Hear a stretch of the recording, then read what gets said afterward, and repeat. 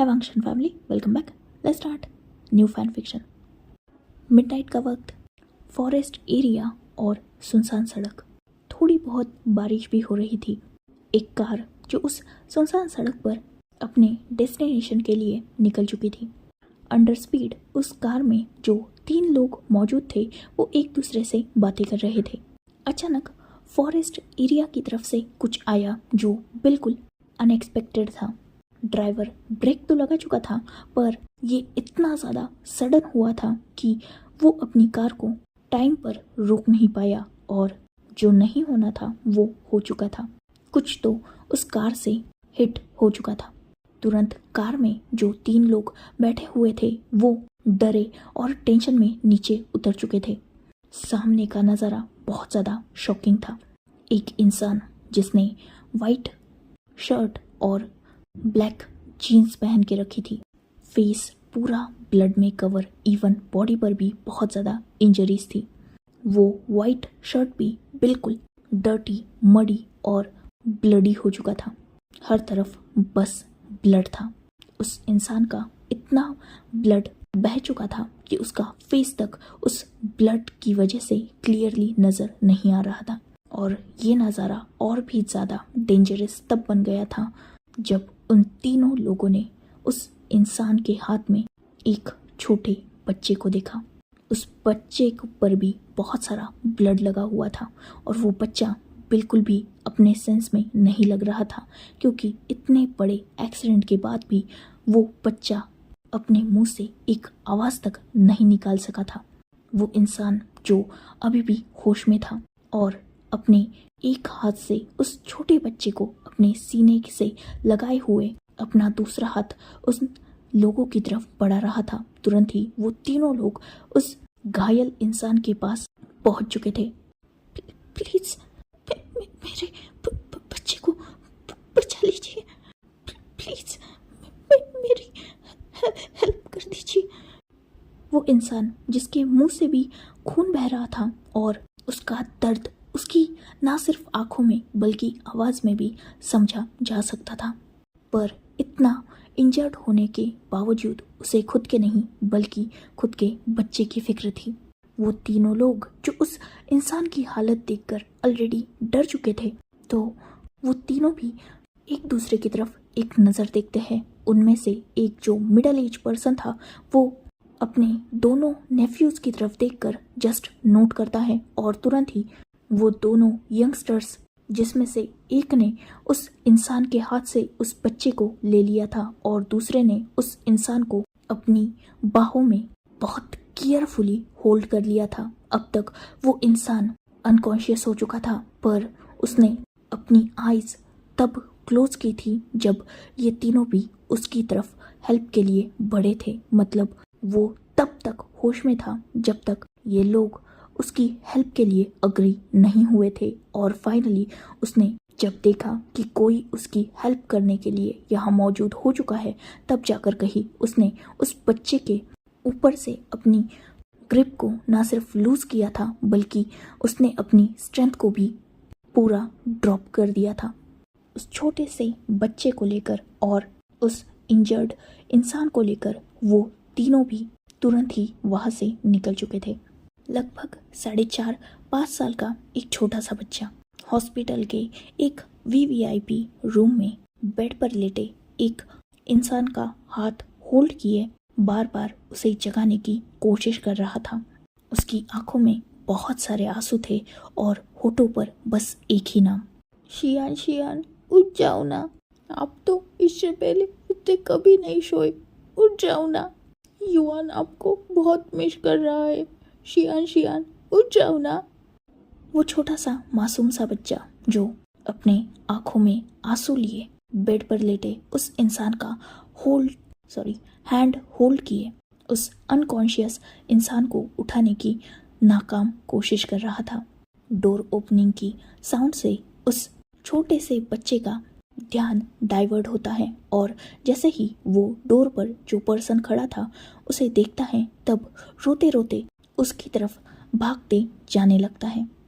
छोटा सा युवान उस पर्सन के दोनों लेग्स को टाइटली हग करके ज़ोर ज़ोर से रोने लगता है। वो इंसान जब युवान को रोते हुए देखता है तो उसे भी थोड़ा बुरा लगता है। वो तुरंत ही युवान को अपनी बाहों में होल्ड कर लेता है।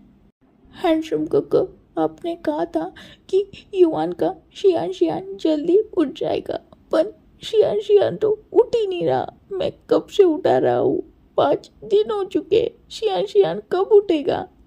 वो इंसान युवान की आईज को सॉफ्टली क्लीन करता है और एक नज़र बेड पर लेटे उस अनकॉन्शियस इंसान पर डालता है। बुरा तो उसे भी बहुत लग रहा था, पर वो भी कुछ कर नहीं सकता था, क्योंकि अभी अभी डॉक्टर्स से जब उसकी बात हुई थी तब डॉक्टर्स ने ये क्लियरली कहा था कि इंजरी ज़्यादा है। वो होश में तो आ जाएगा, पर थोड़ा वक्त लगेगा। 5 दिन ऑलरेडी गुजर चुके हैं और कितना वक्त लगेगा इस बात का जवाब तो उस इंसान के पास भी नहीं है।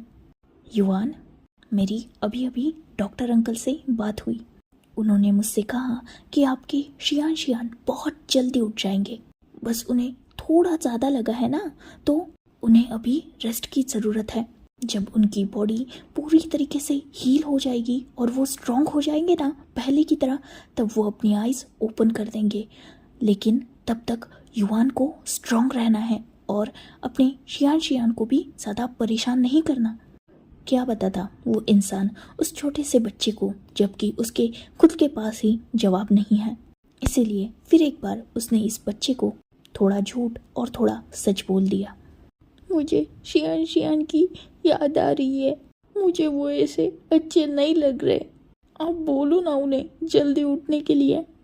ठीक है, आपके हैंडसम गगा आपके शियान शियान को जल्दी जल्दी उठने का बोल देंगे और आपके शियान शियान जल्दी जल्दी उठ भी जाएंगे। पर अब अगर युवान ऐसे ही रोता रहा तो शियान शियान को बुरा लगेगा ना। युवान ने ही तो अपने रिच गगा से बोला था कि शियान शियान युवान से बहुत प्यार करती है।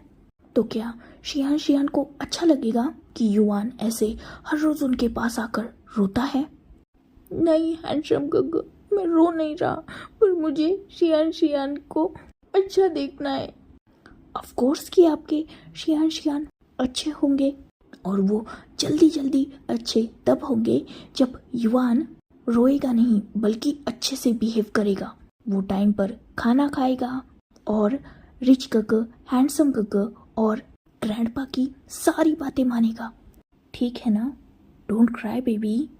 युवान, जिसने नोट कर दिया था पर अभी भी उसकी आंखों से आंसू गिरना बंद नहीं हुए थे, वही उस इंसान ने भी युवान को हक कर लिया था, पर उसकी नज़र बेड पर लेटे उस इंसान पर थी जिसकी बॉडी से बहुत सारे मेडिकल इक्विपमेंट्स कनेक्टेड थे। पिछले 5 दिनों से इस इंसान की बॉडी में कोई भी हरकत नहीं हुई। ये जिंदा तो है, सांस ले रहा है, पर बहुत ज़्यादा डीपली इंजर्ड होने की वजह से अपनी कॉन्शियसनेस गेन नहीं कर पा रहा। वो इंसान जो पिछले 4 दिनों से कंटिन्यूली बेड पर लेटे उस पर्सन के होश में आने का इंतज़ार कर रहा है।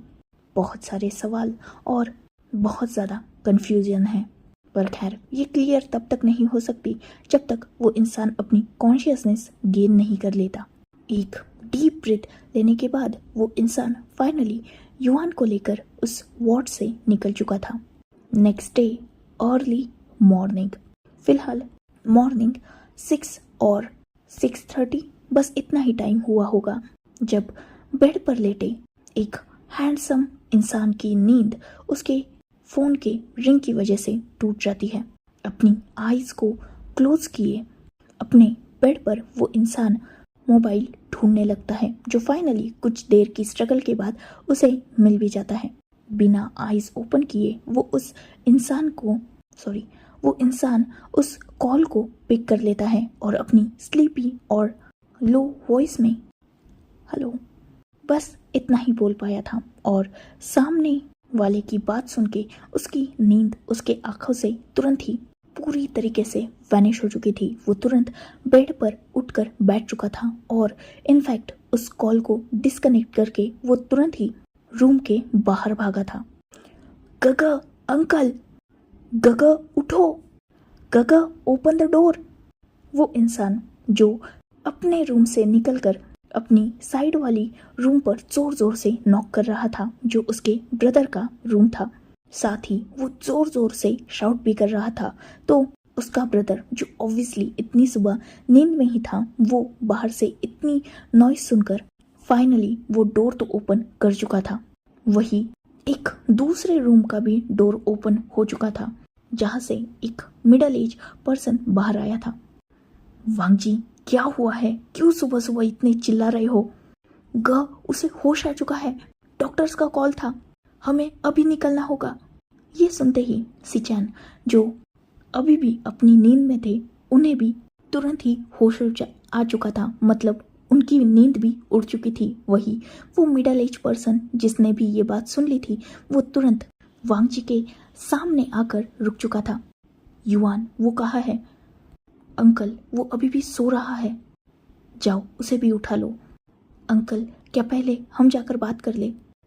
वांगजी, बेटर होगा कि हम युआन को भी लेके जाए, क्योंकि हम उसके लिए अनजान हैं, पर युआन के लिए वो इंसान बहुत फिक्र करता है। ऑब्वियसली वो उसका बच्चा है, तो अगर युआन हमारे साथ रहा तो वो इंसान हमसे थोड़ा कंफर्टेबली शायद बात कर पाए। तो बेटर होगा कि तुम युआन को भी उठा लो और उसे भी अपने साथ लो।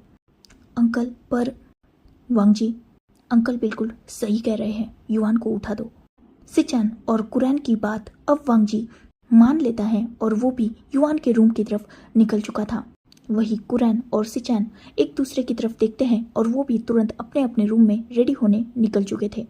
हॉस्पिटल डोर ओपन हो चुका था और युआन, जो अब तक वांगजी की बाहों में था, वो नीचे उतरने के लिए जब स्ट्रगल स्टार्ट कर चुका था, तो वांगजी ने भी उसे नीचे छोड़ दिया था। युआन, जो भागते हुए सीधा अपने शियान के बेड के पास पहुंच चुका था और उसने शियान के हाथ को होल्ड कर लिया था। वही बेड पर लेटा वो इंजर्ड इंसान भी फिलहाल अपनी आईज ओपन किए युआन की तरफ ही देख रहा था। उसकी आंखों में आंसू थे। अब तक उसके माउथ पे जो ऑक्सीजन मास्क था वो डॉक्टर्स ने रिमूव कर दिया था, इसीलिए युआन को थोड़ा अच्छा लग रहा था, क्योंकि अब तक वो अपने फादर को बहुत सारे इक्विपमेंट से घिरा हुआ उस इंजर्ड हालत में देखकर बहुत बैड फील कर रहा था। पर जब आज उसने देखा कि उसके शियान के बॉडी पर से बहुत सारे इक्विपमेंट्स हटा दिए गए हैं, तो वो थोड़ा खुश था। शियान, क्या आप ठीक हो? युआन ने आपको बहुत मिस किया। वो इंसान जिसके फेस पर एक ब्रोकन स्माइल आ चुकी थी, वो हाथ जिसमें बेशुमार दर्द हो रहा था अभी भी इंजरीज की वजह से, फिर भी खुद के दर्द को हाइड करके वो इंसान उस हाथ को बढ़ाता है। युआन के हेयर्स को प्यार से रफल करने के बाद वो लो वॉइस में अपनी बात को स्टार्ट करता है। युआन बेबी, आप ठीक हो ना? आपको कुछ हार्म नहीं हुआ है ना? शियान, मुझे नहीं बल्कि आपको हर्ट हुआ है। पता है, आप पिछले 5 दिनों से अपनी आईज ओपन नहीं कर रहे थे। युआन कितना डर चुका था। युआन, जिसकी आंखों से आंसू बहने लगे थे, वही वो पर्सन तुरंत ही युआन के आईज के आंसू को क्लीन करते हुए लो पर थोड़ा पैनिक वॉइस में बोलता है, युआन डोंट क्राई बेबी। शियान ठीक है, प्लीज आप रो मत। शियान को माफ कर दो। शियान आपका ठीक से ख्याल नहीं रख पाए ना, माफ कर दो बेबी, प्लीज रो मत। युआन, मैंने कहा था ना आपसे, अगर आप ऐसे ही रोते रहोगे तो शियान को बुरा लगेगा, आप मेरी बात नहीं मानोगे। अगर आप ऐसे ही करते रहे तो शियान फिर से सो जाएंगे। नहीं, युआन नहीं रोएगा हैंडसम अंकल। शियान सोना मत, युआन नहीं रो रहा। युआन, जिसने अपने आंखों के आंसुओं को रफली क्लीन कर दिया था और अपने पीछे खड़े वांगजी को ये अश्योर करा रहा था कि वो फिर से नहीं रोएगा, वही बेड पर लेटा वो शियान वांगजी की तरफ कंफ्यूजिंगली देख रहा था। वांगजी के साइड में ही एक तरफ सिचैन तो दूसरी तरफ कुरैन भी खड़े थे। सिचैन और कुरैन, जिनकी आंखों में विंग के लिए मतलब शियान के लिए बहुत ज़्यादा कंसर्न था, वही वांगजी, जिसकी आईज में वरीडनेस थी। तीनों भी पर थोड़ा खुश लग रहे थे क्योंकि 6 दिन पहले जब उन्होंने इस इंसान की हालत देखी थी तो वो तीनों भी बहुत ज़्यादा डर चुके थे। पर आज फाइनली इस इंसान को होश में देखकर वो तीनों भी थोड़ा रिलीफ फील कर रहे थे। वही शियान जिसकी आंखों में बहुत सारे क्वेश्चंस थे और उन्हीं क्वेश्चंस को समझकर वांग जी एक सॉफ्ट स्माइल के साथ शियान की तरफ देखता है और अपना इंट्रो कराते हुए कहता है, हेलो, मेरा नाम वांग जी है, ये मेरे बिग ब्रदर सिचान है and this is my uncle. उस दिन हमारी ही कार से आपका एक्सीडेंट हुआ और हम ही आपको यहाँ लाए हैं। एक्चुअली इनफैक्ट कार मैं ड्राइव कर रहा था। वांग जी जिसकी आवाज़ में हेजिटेशन भी थी और गिल्ट भी, इस बात को समझते हुए शियान तुरंत ही अपनी लो वॉइस में एक छोटी सी स्माइल के साथ वांग जी की तरफ देखते हुए अपनी बात को कहना स्टार्ट करता है। Sir please don't feel guilty, आपकी कोई गलती नहीं है। वो मैं था जो आपके कार के सामने आ चुका था। मैं आपको उस एक्सीडेंट के लिए ब्लेम नहीं करता। इनफैक्ट अगर देखा जाए तो वो सारी बस मेरी गलती थी। मैं तो आपका ग्रेटफुल हूँ कि आपने उस दिन मेरी हेल्प की, वरना शायद मैं मर जाता। And thank you very much मेरे बच्चे का भी ख्याल रखने के लिए। मैं आपका ये एहसान जिंदगी भर नहीं भूलूंगा। वैसे ही आप उस जंगल में कर क्या रहे थे, वो भी छोटे से बच्चे के साथ? कुरैन ने जब ये सवाल पूछा था तब विंग जिसकी आंखों में एक अलग ही इमोशन था, थोड़ा हर्टफुल, पेनफुल, साथ ही उसके फेस पर एक ब्रोकन स्माइल आ चुकी थी। सर मैं कब तक रिकवर करूंगा? कम से कम 10 दिन आपको प्रॉपर बेड रेस्ट करना होगा, तब जाकर कहीं आपकी ये इंजरीज धीरे धीरे हील होना स्टार्ट करेगी। सिचान जो समझ चुके थे कि विंग कुरैन के सवाल को अवॉइड करना चाहता है, इसीलिए उन्होंने आंसर किया था, थैंक यू सर। वैसे क्या आप अपने किसी फैमिली मेंबर का नंबर देना चाहेंगे ताकि हम उन्हें कांटेक्ट करके आपके और आपके बच्चे के बारे में इन्फॉर्म कर दे? कुरैन जो खुद भी समझ चुके थे कि विंग उन्हें कुछ बताना नहीं चाहता, इसीलिए नेक्स्ट क्वेश्चन उन्होंने अलग किया था। सर मैं ऑर्फन हूँ, मेरी कोई फैमिली नहीं है जिन्हें मैं अपनी हालत के बारे में बता सकूं। सो मुझे किसी को कांटेक्ट तो नहीं करना। वैसे क्या आप अपना नाम बता सकते हैं? वांग जी जो इस सवाल को पूछने के लिए बहुत ज़्यादा क्यूरियस और साथ ही एक्साइटेड लग रहा था। वुशियान मेरा नाम। वांग जी जिसने नोट किया, सर ऑलरेडी आप लोगों ने मेरी बहुत हेल्प कर दी है, पर क्या प्लीज़ मेरी थोड़ी हेल्प और कर देंगे? Please sir, I request you. वो तीनों भी जो विंग की आंखों में बेशुमार दर्द देख सकते थे, वो खुद भी विंग के इस हालत का रीज़न तो जानना चाहते थे, पर फिलहाल वो बस नोट कर देते हैं। थैंक यू सर, बस 2 दिनों तक और मेरे बच्चे का ख्याल रखना। मैं जैसे ही थोड़ा रिकवर करूँगा वैसे ही अपने बच्चे को लेकर यहाँ से चला जाऊँगा, और जितने भी मनी अब तक आपने मुझ पर स्प्रेड की है मैं वो भी आपको। डोंट वरी विंग, मनी की कोई बात नहीं है। इनफैक्ट आप अपना ख्याल रखिए। रही बात युआन की, तो युआन गुड बॉय है और ऑब्वियसली वो अपने रिच काका, हैंडसम अंकल और ग्रैंडपा के साथ रहेगा। वांग जी जो ये बात युआन को होल्ड किए बोल रहा था, वही विंग जिसकी आंखों में एक सुकून नजर आया था, अब जाकर कहीं उन लोगों में आगे कुछ बात होती इससे पहले हॉस्पिटल रूम का डोर ओपन हो चुका था और कुछ डॉक्टर्स अंदर आ चुके थे। सर पेशेंट को रेस्ट की ज़रूरत है, उन्हें ज़्यादा टेंशन और स्ट्रेस नहीं लेना चाहिए। साथ ही उन्हें कुछ मेडिसिन देनी है जिस वजह से ये सो जाएंगे। वांग जी, सिचैन और कुरैन तीनों भी नोट करते हैं। वही विंग, वो एक नज़र युआन की तरफ देखता है। डॉक्टर्स जो विंग के पास आ चुके थे और कुछ मेडिसिन को वो विंग के सलाइन बॉटल में इंजेक्ट कर चुके थे, जिससे विंग, जिसकी आइज धीरे धीरे हैवी हो रही थी और उसे नींद आ रही थी, फाइनली विंग सो चुका था। वही वांग जी जो सिचैन और कुरैन की तरफ एक नज़र देखकर दूसरी नज़र विंग की तरफ डालता है। बाद में वो युआन को सिचैन की तरफ बढ़ाते हुए सॉफ्टली बोलता है, युआन, रिच गग के साथ घर जाओ, आपके हैंडसम गग को कुछ काम है। युआन जो हैप्पीली सिचैन की बाहों में जा चुका था, वही वांग जी, कुरैन और सिचैन की तरफ देखकर एक नोट करने के बाद सिचैन और कुरैन उस वार्ड से निकल चुके थे। वही डॉक्टर भी अब तक जा चुके थे और वांग जी जो विंग के साइड में ही बैठ चुका था।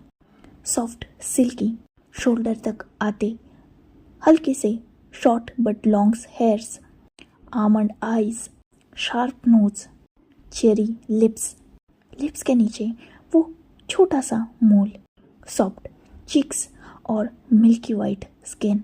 कितना खूबसूरत लग रहा था ना विंग। फिलहाल सुकून से सोते हुए भी जब से ये इंसान वांग जी की कार से हिट हुआ है, तब से वांग जी एक अजीब से गिल्ट में था। अगर इस इंसान को कुछ हो जाता तो शायद वांग जी खुद को कभी माफ़ नहीं कर पाता। और ये गिल्ट उसका तब सबसे ज़्यादा बढ़ चुका था जब उसने विंग का वो ब्यूटीफुल फेस देखा, जो कहीं ना कहीं उसी की गलती की वजह से फिलहाल पूरा पेल हो चुका था। पर वो खुश है फाइनली 6 दिन बाद विंग को होश में देखने के बाद से। समझ तो वो तीनों चुके हैं कि विंग के साथ कुछ ना कुछ बहुत गलत हुआ है, क्योंकि जिस स्पीड में वांग जी उस रात कार ड्राइव कर रहा था, उस स्पीड में अगर वांग जी की कार से कोई हिट हो भी जाता तो वो इतना डीपली इंजर्ड नहीं होता। एक बिजनेस पार्टी अटेंड करने के बाद वांग जी, सिचैन और कुरैन अपने घर जा रहे थे।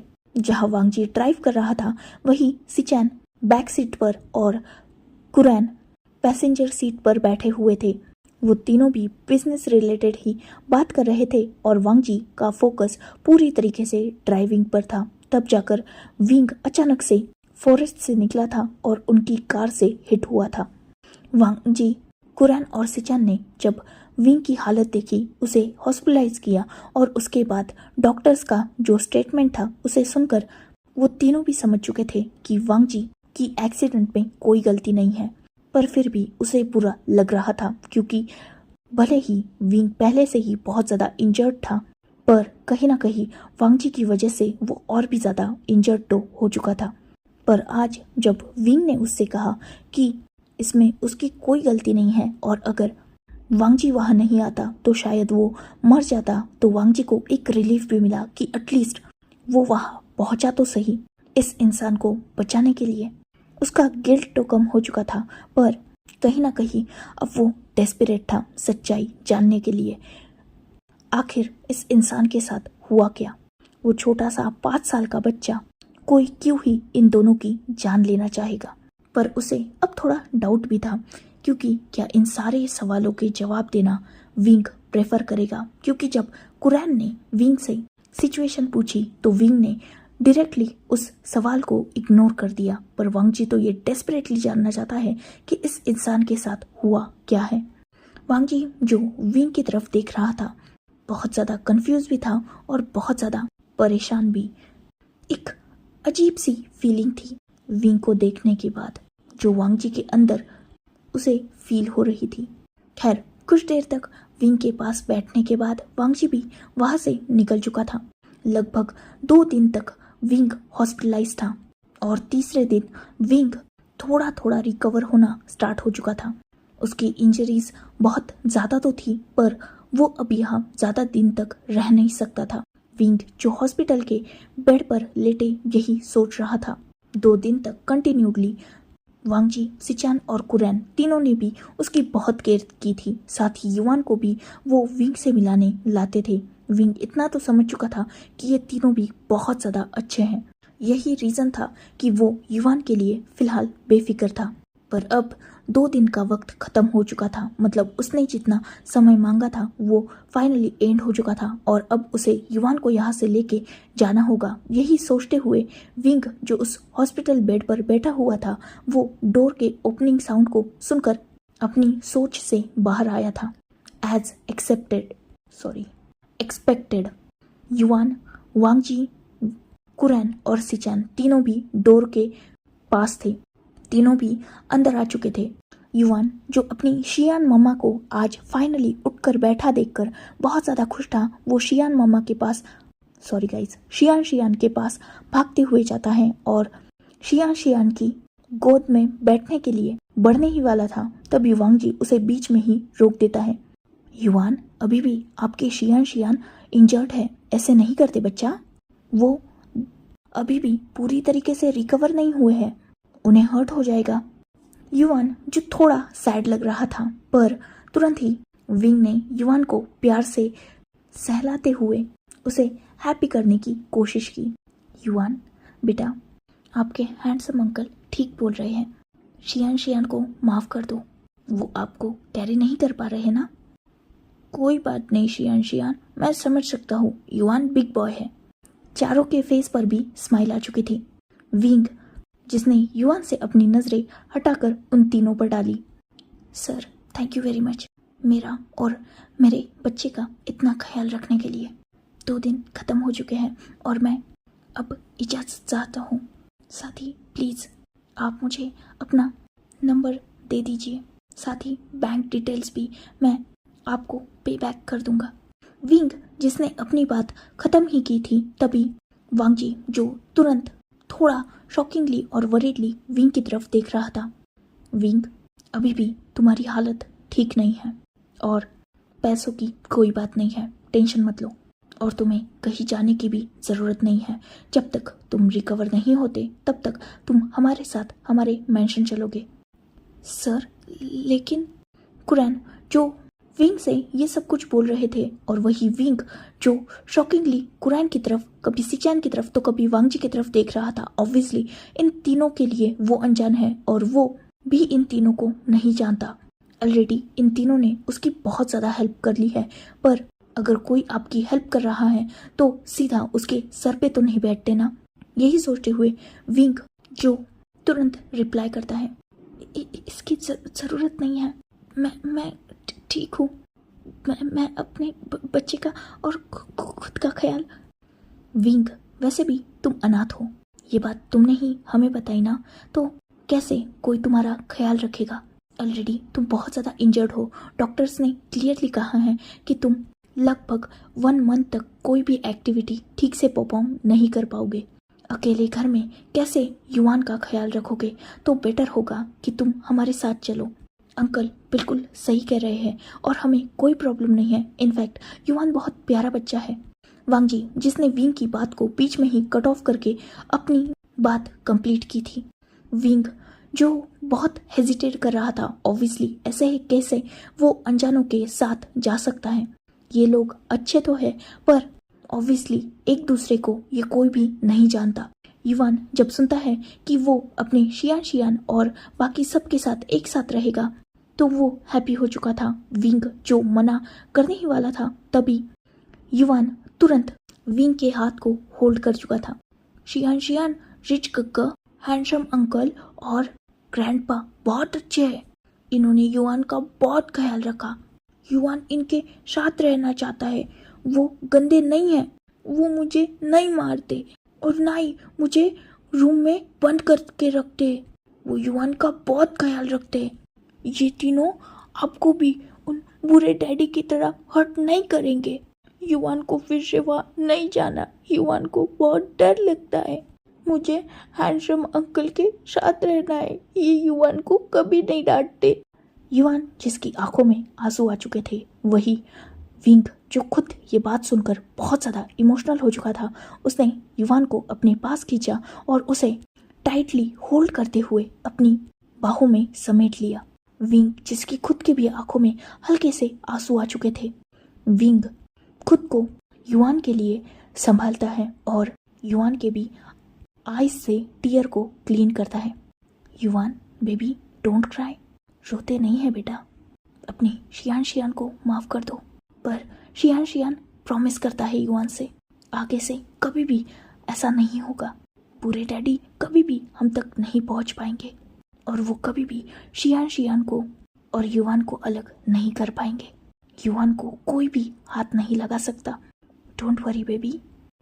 सिचान, कुरैन और वांगजी एक बात तो समझ चुके थे कि इन दोनों ने बहुत हार्ड और टफ टाइम फेस किया है, जिस वजह से कहीं ना कहीं इन दोनों के भी अंदर उसका ट्रॉमा बैठ चुका है और खासकर युआन के अंदर। अभी 4.5-5 साल का बच्चा ही तो है वो तीनों विंग को भी देख रहे थे। बातें बहुत कंफ्यूजिंग थी और समझ में कुछ नहीं आ रहा था, पर एक बात तो क्लियर थी, इन दोनों को ऐसे ही छोड़ देना इन दोनों के जान के लिए रिस्की हो सकता है, क्योंकि जिस इंसान ने इनकी इतनी बुरी हालत की है कि लगभग विंग मरने के हालत में आ चुका था, वो इंसान इन्हें आसानी से तो छोड़ेगा नहीं। सिचैन, जो इन दोनों की हालत देख रहे थे, वो विंग के हेयर्स को प्यार से सहलाते हुए अपनी वरिड वॉइस में बोलते हैं, विंग, हम नहीं जानते तुम्हारे साथ क्या हुआ है, पर एक बात हम तीनों भी समझ चुके हैं कि तुम जरूर किसी न किसी मुसीबत में हो। युआन अभी भी छोटा है और तुम्हारी भी उम्र इतनी कुछ नहीं है। तुम्हें देख के ही लगता है कि तुम सिर्फ 19 या 20 साल के होगे। अगर सच में कोई है जो तुम दोनों को जान से मारना चाहता है, तो तुम्हारा अकेले कहीं भी रहना सही नहीं होगा, खासकर इस हालत में जब तुम खुद ठीक से चल तक नहीं पा रहे। तो क्या तुम अपने मासूम बच्चे को बचा पाओगे? इसीलिए अपने ही नहीं तो अपने बच्चे के बारे में सोचो।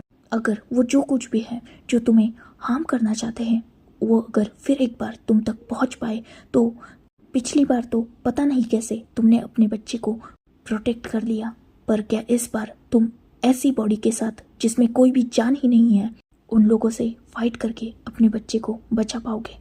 एक बार सोचो। हम लोग तुम्हारा हार्म नहीं चाहते, बस युआन से एक अजीब सी अटैचमेंट हो चुकी है इन 6-7 दिनों में, इसीलिए बस ये चाहेंगे कि तुम दोनों भी सेफ रहो। इसीलिए हम तीनों चाहते हैं कि तुम हमारे साथ चलो। विंग, जो जानता था कि सिचैन, कुरैन और वांगजी तीनों भी बिल्कुल सही कह रहे हैं, पर वो इन तीनों पर बोझ भी नहीं बनना चाहता था, पर जो उसका पास्ट था उस हिसाब से सिचैन ने जो अभी अभी बात कही वो बिल्कुल ठीक थी। वो इस बॉडी के साथ उन लोगों से फाइट नहीं कर सकता, वो खुद चल तक नहीं सकता ठीक से, तो लड़ कैसे सकेगा? इसीलिए वो फाइनली कन्विंस हो चुका था। सिचैन, कुरैन और वांगजी तीनों भी युआन और विंग को लेकर अपने मैंशन में आ चुके थे। विंग, जो टोटली शॉक था इतना बड़ा मैंशन देखकर, क्योंकि उसे कभी नहीं लगा था कि ये लोग इतने ज़्यादा रिच होंगे। वही युआन, जो विंग के साथ उस मैंशन में आकर बहुत ज़्यादा हैप्पी था। सो enough for today. Let's take a break. Next chapter, next video. If you like my explanation, like, comment and subscribe my channel. Hopefully you all are enjoying this fan fiction. Goodbye, take care, enjoy your beautiful life.